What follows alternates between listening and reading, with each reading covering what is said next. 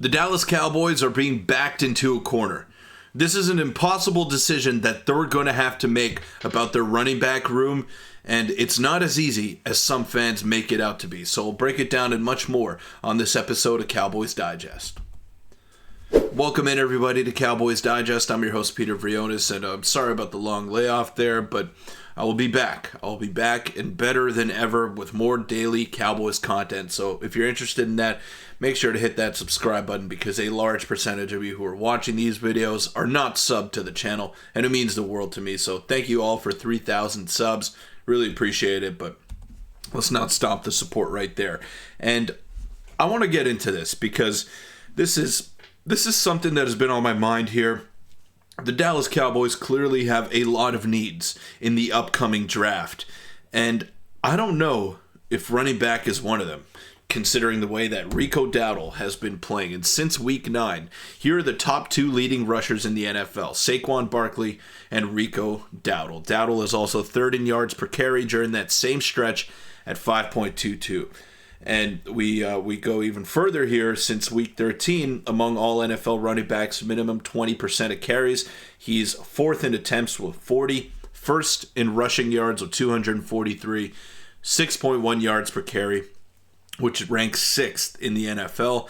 And then you got 183 yards after contact, by far and away the most, 10 forced missed tackles, which is fourth, and 9 carries of 10 plus yards, which would rank him first in the NFL since Week 13. So he's really come along as of late, and it's no coincidence since Mike McCarthy started to go in the direction of running the football a lot more and leaning on Rico Dowdle, who should have been the number one running back from the start of the season, that the Cowboys have had better offensive performances and have given themselves a better chance to win. Now, don't get me started on the final drive or one of the final drives that the Cowboys had against the Bengals on Monday Night Football, because Dowdle was running all over a poor Bengals defense, and then they just went away from him. He picks up a first down, rushes it for 14 yards or something like that, and then 3 straight incomplete passes from Cooper Rush, who is your backup quarterback. Let me remind Mike McCarthy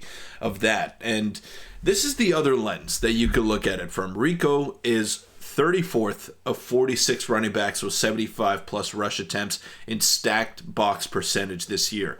No defensive coordinator is game planning around Rico, making for a much easier path to extra yards gained compare most other running back in the NFL. Gained compared to most other running backs in the NFL. That's a very weirdly worded tweet, but the Cowboys absolutely need to draft a top 5 running back from this upcoming class.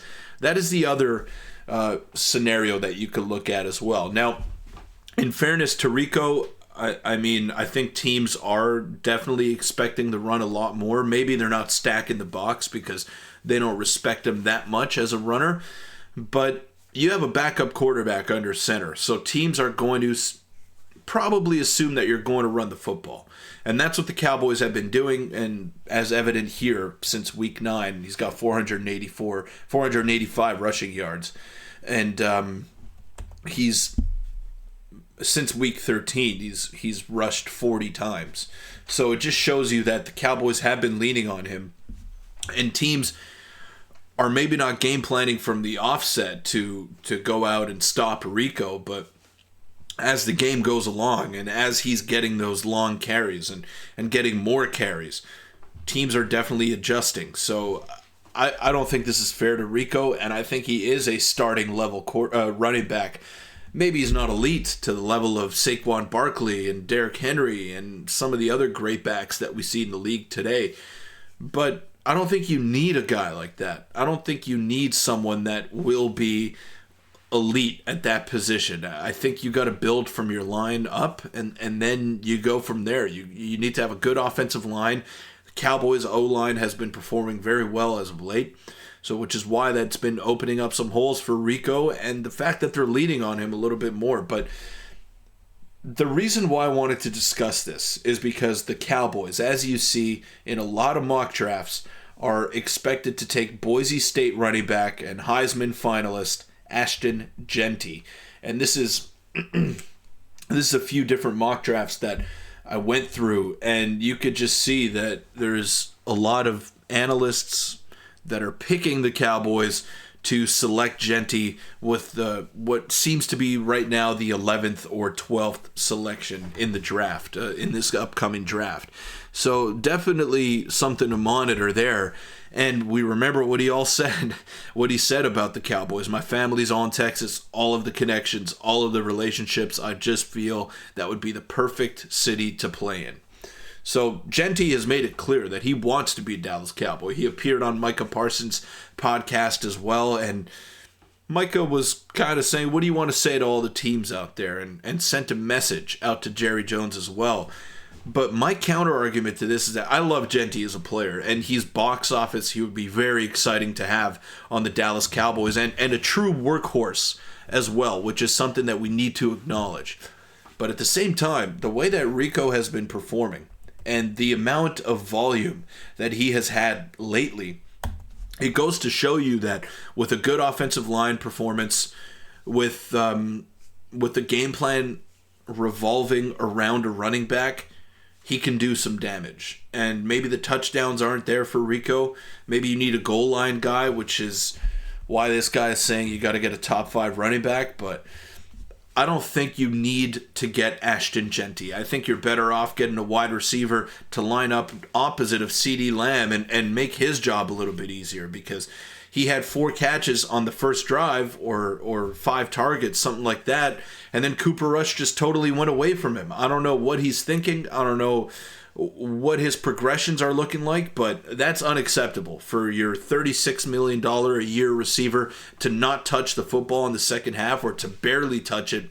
That just can't be happening. And I think that's going to change when Dak Prescott gets back into the swing of things next year. But you need another weapon alongside CeeDee Lamb. And whether that's Luther Burden, whether that's Tetairoa McMillan in the upcoming draft, the options are pretty good for the Dallas Cowboys. And we know Travis Hunter is obviously the name that we're monitoring at the top there, but I don't think that's as likely for the Dallas Cowboys. Look, they need some help.